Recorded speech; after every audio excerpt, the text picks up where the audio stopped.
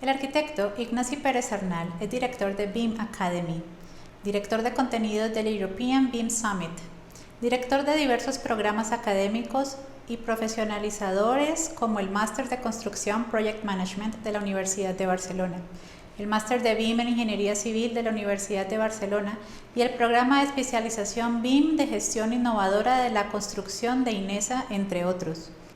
Hoy, el arquitecto Ignacy Pérez Arnal nos presenta su conferencia Cómo BIM puede ayudar a crear una mejor administración pública. Bienvenido, arquitecto, al Congreso CITI-AEC. Muchísimas gracias, Ana María, por esta introducción y nada, solamente me cabe empezar. Pues, primero de todo, agradecer esta oportunidad de poder acercarme a un país como México, tan interesante y tan importante también para nosotros, ¿no? Mi ponencia va a ser de qué manera el BIM puede ayudar a crear una mejor administración pública y yo creo que va también al hilo de las presentaciones que hemos estado viendo a lo largo del día, ¿no?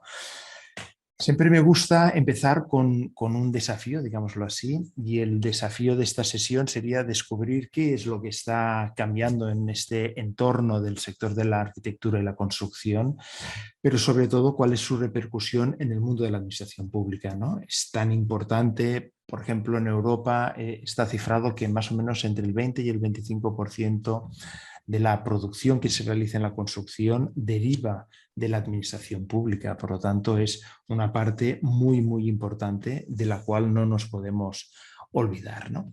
Bien, mi experiencia, para que tengamos un poco de idea de dónde proviene mi bagaje, pues hemos hecho implantaciones en diversas universidades en el mundo, en distintos países, y por lo tanto desde el ámbito académico pues tenemos las ideas como muy claras en el sentido de lo que ha de significar el BIM dentro de un país. Pero es que también lo hemos hecho a lo largo de nuestra experiencia con programas europeos, por ejemplo, como veis aquí en el centro Trainee, donde hemos realizado el BIM Roadmap, la hoja de ruta de BIM en un país como Macedonia del Norte. Ahora estamos trabajando también en Grecia, estamos trabajando en Brasil, en Ecuador. Colaboramos con entes distintos en Venezuela, en Portugal, etcétera, ¿no? Pero también tenemos un bagaje que si veíamos el académico y vemos también el profesional, fijaos que también aquí existe un logotipo que es el del Banco de Sabadell, o sea que hemos trabajado con bancos, con entidades financieras para ver de qué manera podemos proporcionar ayuda a los profesionales y también a aquellas administraciones públicas que necesitan financiación para introducir el BIM, ¿no?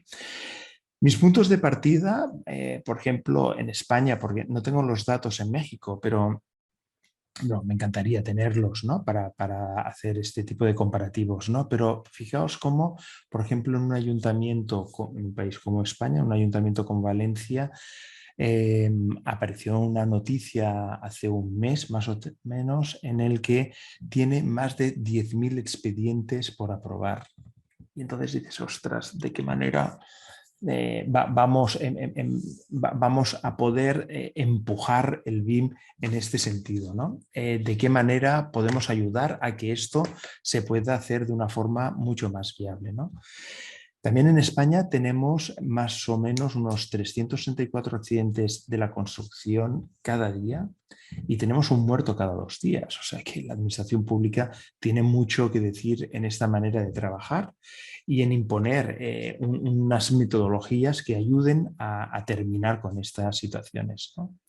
Según el Green Building Council de España, el 38% de los materiales que llegan a una construcción terminan en el vertedero.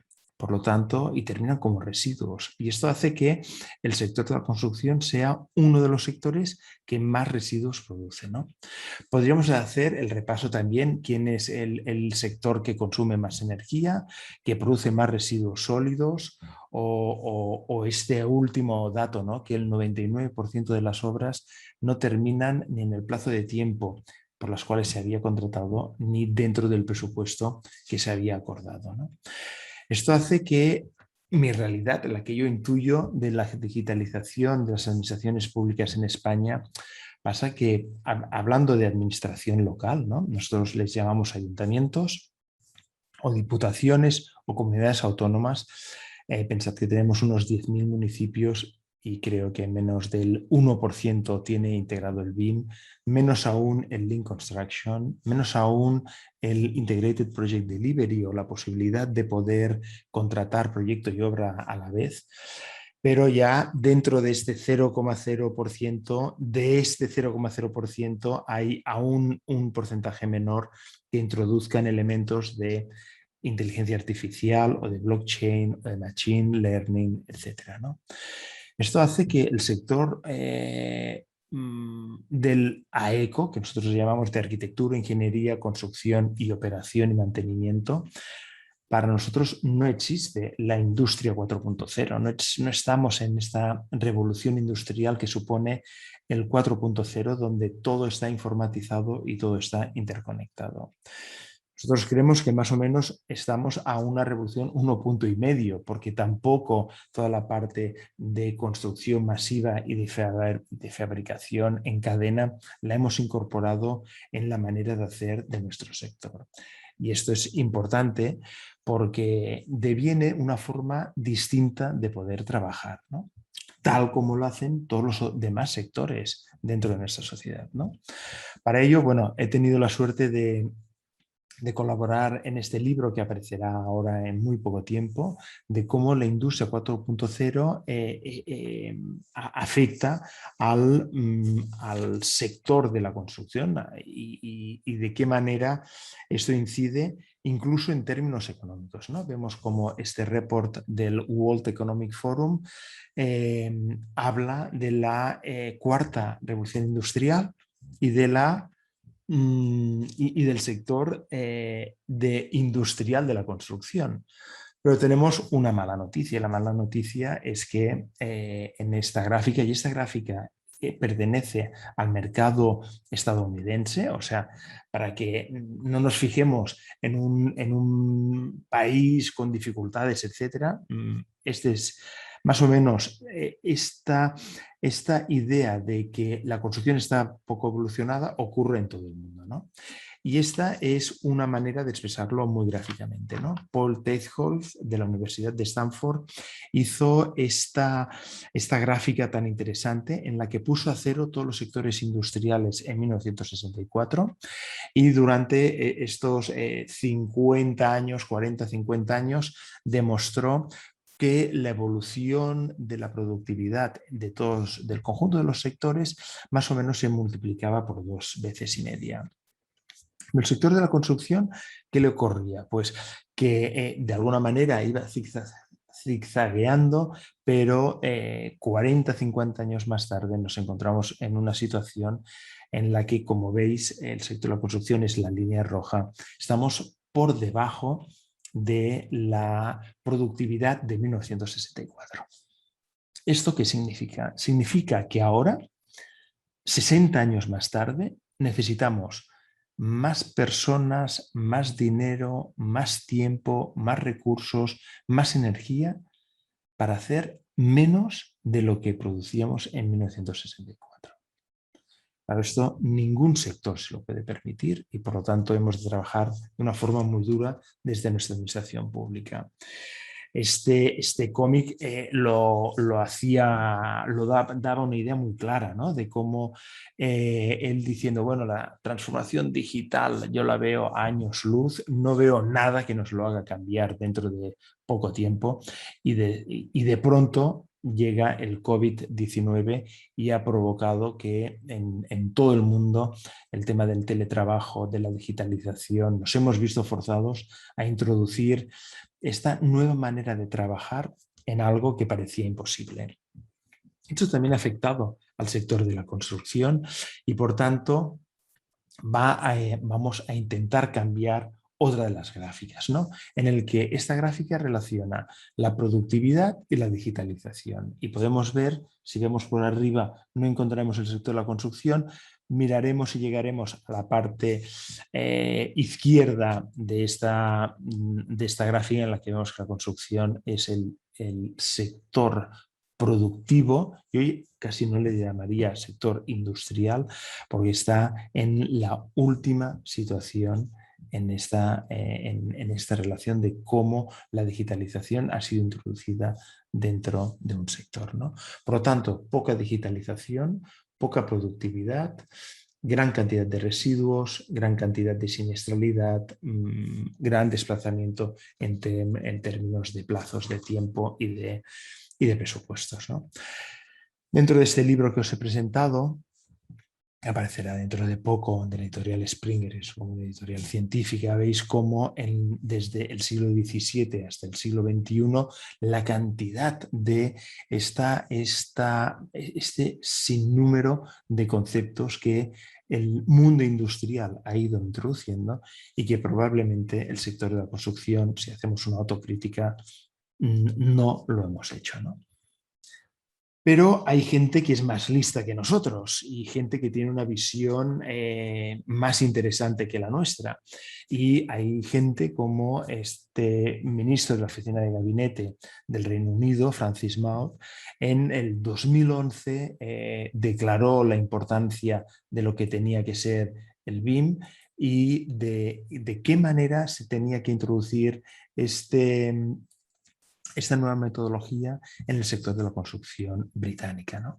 Además, habla aquí de unlocking new, more efficient and collaborative ways of working, o sea, habla de abrirse a esta apertura del sector para ser más eficiente, el término de la productividad, y ser más colaborativo. Y él lo resumía en 4 grandes KPIs, 4 grandes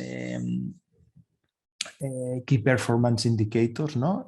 Indicadores que lo dejaban muy claro, ¿no? ¿Por qué realizar este cambio y por qué desde una administración pública el Reino Unido optó por obligar a introducir el BIM? No lo olvidemos, obligar a utilizar el BIM.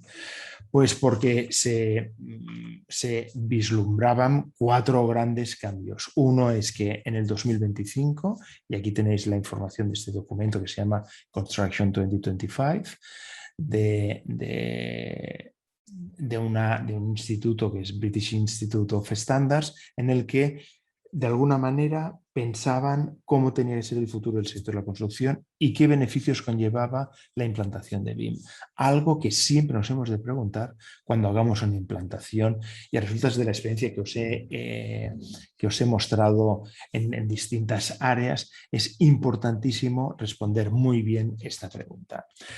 El tema es de qué manera podemos bajar los costes un 33% en esta cantidad de años que ellos pensaban, ¿no? En esta década, desde el 2013 hasta el 2025, tenían que bajar 1/3 los costes de una edificación o de una infraestructura.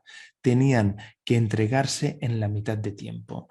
Tenían que producir la mitad de emisiones y tenían que ayudar a el aumento de un 50% de las exportaciones.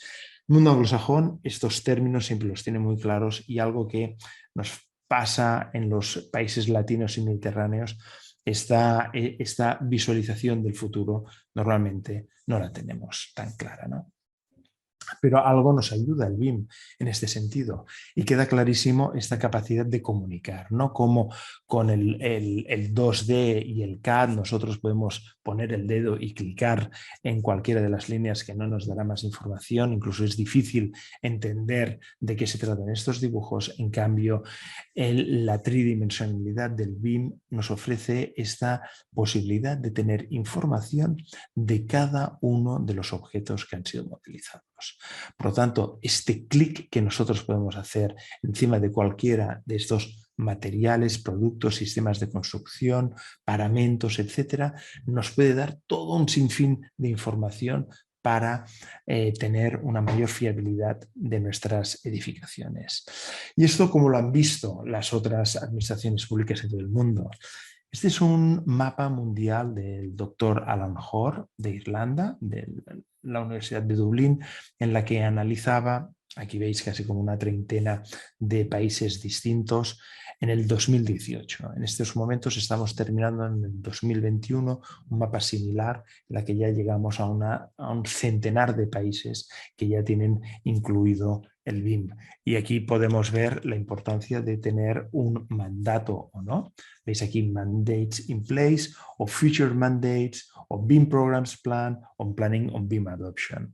Lo importante es que cuanto más obliguemos, pues más rápido se hacen las cosas y por lo tanto la experiencia nos dice que un mandato top-down queda clarísima la certidumbre con la que se va a implantar el BIM en un país. Cosas que han ocurrido en países como Finlandia, como Dinamarca, como Singapur, como Reino Unido, etc., ¿no? ¿Cuál es el papel de Europa? Y esta es la aportación que yo os puedo hacer desde aquí, ¿no? Desde España. Pues la aprobación de la Directiva 2014-24, en la que nosotros le llamamos una directiva europea aprobada por la Comisión Europea para cambiar, fijaos, que lo que cambia es la manera de contratar entre las empresas. O sea, por lo tanto, no es que sea una directiva BIM, es una directiva que lo que intenta es cambiar las reglas de juego de la contratación y por eso habla ya de colaboración y por eso habla del BIM y por eso habla del requerimiento a todos los Estados miembros para que introduzcan el BIM en sus contratos, ¿no? La traducción inglesa sería For Public Work Contracts and Design Context, Member States may require herramientas específicas electrónicas tales como el Building Information Electronic Modeling Tools o similares. Pero muchos países, por ejemplo España, ha traducido esto en una ley de contratos del sector pública nueva, haciendo una transposición de esta información, pero la lástima es que no lo hemos hecho de una forma adecuada y después os enseñaré por qué. Como director de contenidos del European BIM Summit en el 2019, cuando hicimos, antes del COVID, cuando hicimos el último de estos estudios, analizamos 11 países distintos. No tenemos tiempo para enseñaros la información de todos ellos, pero sí que es interesante poder tener una visión general de cada uno de ellos. Si alguien está interesado en este documento, me lo decís, yo os lo puedo pasar. Pero lo más interesante de todo esto es que hace 3 años se publicó por parte también de la Comunidad Europea este handbook, este manual o esta guía para la introducción del BIM en el sector público europeo. De esto también nos podemos facilitar la traducción al castellano, que es este documento, está traducido en 26 idiomas. Y fijaos lo interesante del subtítulo, ¿no? Actuación estratégica en favor de la productividad del sector de la construcción. Por lo tanto, no iba tan desencaminado yo cuando ligaba productividad y BIM. Pero es que además tampoco vamos desencaminados con estos KPIs del gobierno británico cuando leemos después impulsar la creación de valor, la innovación y el crecimiento. Estas son las bases de la introducción o implementación del BIM en un país. Lo interesante de esta directiva también fue sus ponencias hace un tiempo, las ponencias que derivaban en la información de por qué o digamos así, las conclusiones de por qué Europa se ponía manos a la obra con el BIM. Y fijaos que era, por un lado, es esta frase que dice aquí de cómo asegurar una mejor calidad y valor por el dinero cuando este provenía de la administración pública. La administración pública europea no se mete en lo que ha de ocurrir en unos contratos privados o en unos proyectos privados, pero sí en los públicos. De alguna manera lo que dice es que se invierten unos 2 billones en formato europeo, que son los trillones americanos, ¿no? o sea, 2 millones de euros cada año en inversión de edificación y construcción de obra civil, pero no obtiene 2 billones de euros en edificios e infraestructuras construidas. Por lo tanto, este Best Value for Money es lo más importante desde el punto de vista que se busca la máxima calidad por cada uno del euro invertido de forma pública. Después vemos que también dice, hemos de apostar por soluciones más innovadoras. Hemos de hacer que sea más fácil que las pequeñas compañías puedan introducirse en las convocatorias o las candidaturas para un concurso público. Por lo tanto, si eres pequeño, has de tener más puntos que si eres una empresa grande. Se ha de impedir esta subcontratación, o sea, la subcontratación de la subcontratación de la subcontratación no incorpora más valor a cada uno. Me parece que vuestra moneda es el peso mexicano, a cada uno de los pesos mexicanos que se invierten en una obra, ¿no? Y por lo tanto, bueno, hacía una serie de conclusiones muy interesantes que vamos a intentar resumirlas en lo que nos quede de presentación, ¿no? En lo que llamamos estrategias de implantación. Este fue un trabajo que hicimos para la Diputación de Barcelona, es el gobierno provincial donde pertenece la ciudad de Barcelona. En Cataluña, que es nuestra región autonómica, tenemos 4 provincias. Existen 56 provincias en toda España, lo digo para que tengáis un ámbito de tamaño y de escalabilidad del tema, en el que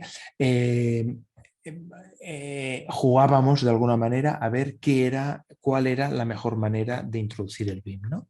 Desde un formato top-down, que sería el primero, en el que hay una persona que crea un mandato y este mandato toda la organización lo ha de aprobar, o la idea de crear un middle out, o sea, en los ámbitos de los cuadros medios de una administración pública, detectar aquella persona o aquel departamento que puede tirar del carro para implantar el BIM, o la idea del bottom-up, ¿no? De que hay muchas instituciones en las que la gente que trabaja en la institución está viendo la importancia del BIM, pero en cambio sus dirigentes no, y de qué manera empujar a esta gente para llegar a implantar el BIM, o lo que se llama una BMO, que sería algo similar a una PMO, ¿no? Una Project Management Office, pues una BIM Management Office, en el que se hace casi como una implantación, un implant de un cuerpo técnico dentro de la administración pública para poder llevar a término lo que ya tendrá que ser la implantación BIM. Esta decisión es muy importante porque esto significa de que hay alcaldes o ministros, como habéis visto aquí, presidentes del gobierno como Jacqueline Bachelet o otro Manuel Castells o otros que han habido en otros países, en el que de su propia boca aparece la palabra BIM y la necesidad de implantarlo dentro del país, por la importancia económica que tiene a posteriori, ¿no? Lo que sí que queda claro es que en nuestro mundo ya existen 2 capas, una capa en la que tenemos una parte física a la cual se le superpone toda una parte digital de gestión, ¿no? Nosotros ahora mismo estamos conectados a través de un formato virtual, a través de ordenadores. Me estáis viendo de una forma digitalizada, no física, y esto permite que podamos estar haciendo, por ejemplo, el seguimiento de cualquier obra en cualquier lugar de nuestra nación sin tener que desplazarnos, tan solo con un aparato digital que se llama cámara, y allí ya podemos hacer el seguimiento tanto económico como físico de una obra. Esta es una de las primeras imágenes de hasta dónde puede llegar. Esto es de 2014, imaginaos el tiempo que hace, casi 10 años, en el que una empresa como Crossrail, de qué manera digitalizaba todo digamos así, el subsuelo de las calles. Esto es Liverpool Street, una de las nuevas estaciones de este gran proyecto se llamaba Crossrail, de 42 kilómetros que atravesaban la ciudad de Londres, y la importancia de ver todas las infraestructuras que existían en el subsuelo, porque los túneles las iban a atravesar y por lo tanto el mayor of the City of London, el alcalde de la ciudad de Londres, pidió a todas las empresas que tenían estas utilities ofrecer su información, porque aquellas infraestructuras que iban a ser afectadas por los túneles, si ellos disponían de información, ellos iban a indemnizar, pero de aquellas infraestructuras de las cuales no tenían información, no las iban a indemnizar porque no sabían que existían. O sea, fijaos hasta dónde puede llegar la importancia de la utilización del BIM, ¿no? También en los proyectos públicos se puede hacer esta planificación a través del tiempo y esta renderización en 3 dimensiones de cada día. Esto corresponde al día 31 del 3 del 2017, de la evolución de un proyecto, ¿no? También se puede utilizar el BIM y esta digitalización de estos espacios para algo tan interesante como la evacuación de espacios públicos, sean estadios deportivos, sean metros, sean salas de cualquier tipo, museos, etcétera, ¿no? Cualquier tipo de equipamientos en las que el hecho de tenerlos en 3 dimensiones permite incorporar cierta, digamos así, inteligencia artificial para saber el número de personas que caben en ese lugar y saber el tiempo de evacuación que necesitamos para o delante de un accidente, de un atentado, etcétera, ¿no? Para evacuar ese lugar. Esto permite algo que además va justificando algo que vosotros ya... Además, me gusta muchísimo el concepto de MIC, ¿no? Porque todos estamos hablando de BIM y es el Building Information Modeling, mientras vosotros habéis apostado por la traducción al español del modelado de información en la construcción, ¿no? Como hacen los franceses cuando hablan de la maqueta digital del bâtiment, ¿no? Pues es lo mismo, tanto en infraestructuras en obra civil como en equipamientos de edificios arquitectónicos. Tendremos que, a partir de ahora, introducir toda una serie de conceptos, que los veis aquí, que conforman esta construcción 4.0, si no nos queremos quedar colgados respecto de otros sectores productivos y si realmente queremos llamar al sector de la construcción sector industrial. Las 10 prioridades que existen en las pequeñas y medianas empresas, desde la Universidad de Cambridge, que es la universidad que se encarga o ha recibido el encargo de crear este Center for Digital Build Britain, es la de, fijaos, porque aquí es muy interesante ver esta priorización, ¿no? Principalmente el scheduling, la planificación de la construcción, la monitorización de los procesos, saber cómo van. El hecho de tener un change management, debemos saber lo antes posible cualquier modificación. Digitalización del aprendizaje de los empleados. La virtualización de esta planificación, esta digitalización de las instrucciones, estas inspecciones automatizadas, etcétera, etcétera, etcétera, son temas que podemos ya ver como la importancia de crear, de entender el BIM como un ecosistema en el que vamos llamando a distintos tipos de información.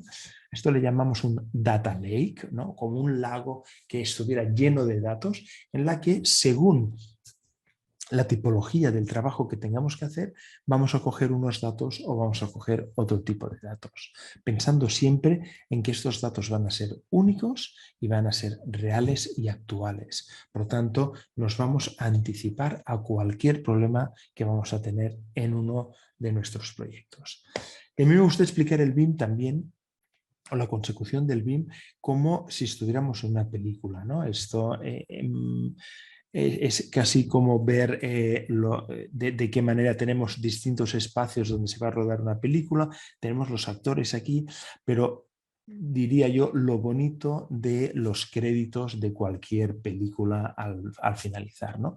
Donde aparece un sinfín de nombres, donde se entiende que todos ellos han sido partícipes de una obra, en este caso una película, donde aparece el nombre incluso de los perros o de los gatos que han sido protagonistas allí, de la maquilladora, de la gente que ha buscado las localizaciones o del catering.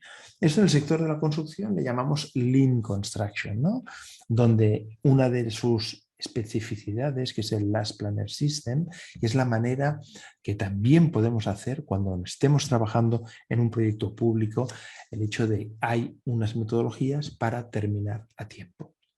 Y esto es lo mínimo que se pide a un proyecto público, ¿no? Nosotros aquí en Barcelona pues tenemos la desgracia, para poneros un ejemplo, de unos túneles que el precio de adjudicación eran 69 millones de euros, se adjudicaron por 43, tenían que construirse en 18 meses, llevamos 6 años de retraso y un coste de 180 millones de euros.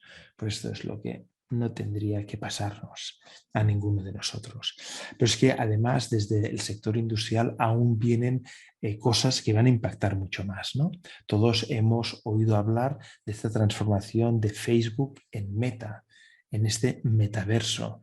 ¿Y por qué se llama así? Porque van a digitalizar todo el mundo, todas nuestras relaciones, todos los espacios donde trabajamos y vivimos, ¿no? Y esto desde el mundo industrial, esto es una factoría de BMW en Alemania, donde se ha digitalizado toda la fábrica para ver casi como en tiempo real toda la transformación de cada uno de los materiales para saber a qué ritmo va cada una de las cosas que estamos fabricando y produciendo. Esto va a llegar al sector de la construcción, porque una de estas grandes empresas como Nvidia, fijaos, ¿para qué utilizará este metaverso o este omniverso? Para la gestión de tráfico, o sea, la gestión de nuestras ciudades. Si yo soy administración pública, esto me interesa muchísimo. La producción, el retail, healthcare, hospitales, fábricas, espacios públicos, toda la logística, el tema de transporte. O sea, están hablando precisamente de nosotros. Y necesitamos esta digitalización porque están apareciendo en otros ámbitos y en nuestros propios ámbitos nuevas aportaciones que si no estamos digitalizados no las podemos utilizar, ¿no?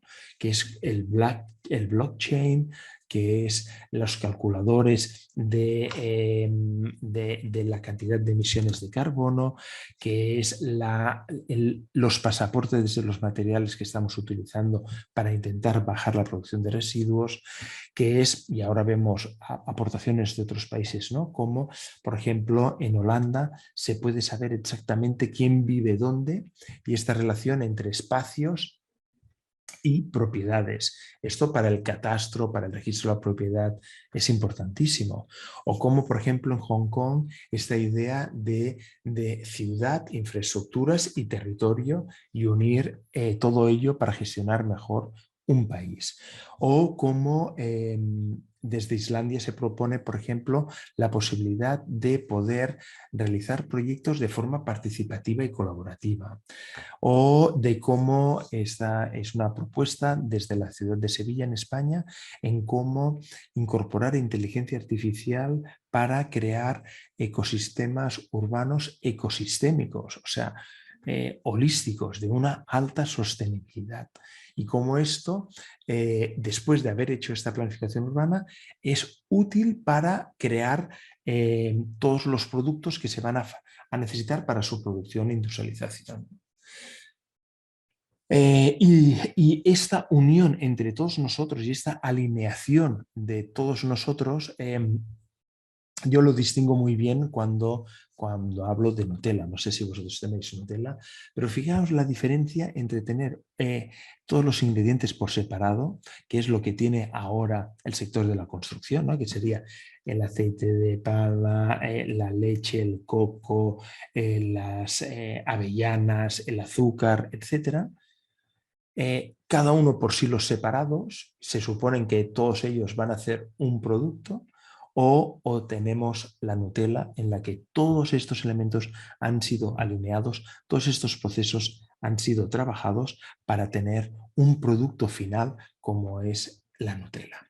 Esto significa que para tener todo un buen producto final, recordemos esta apreciación que se nos decía, la mejor calidad por el coste o por el precio, es algo inherente a la administración pública. La administración pública ha de velar por obtener unos productos edificados o infraestructurales que duren al menos 100 años, que va a ser lo que va a necesitar gestionar durante todo ese tiempo un bien inmueble infraestructural que ha recibido al cambio de una aportación económica de unos contribuyentes.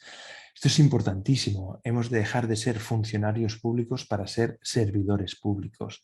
Servidor público me lo definía muy bien un servidor público finlandés, en el que él decía que cuando yo le pregunté por qué habían adoptado tan prontamente el BIM, porque fue en 1992, empezaron a hacer estudios, en 1997 ya lo incluyeron dentro de proyectos públicos, y él lo explicaba de esta forma: si nosotros somos servidores públicos, hemos de adoptar toda aquella innovación y procedimientos que ayuden a mejorar la aplicación del dinero de nuestros contribuyentes.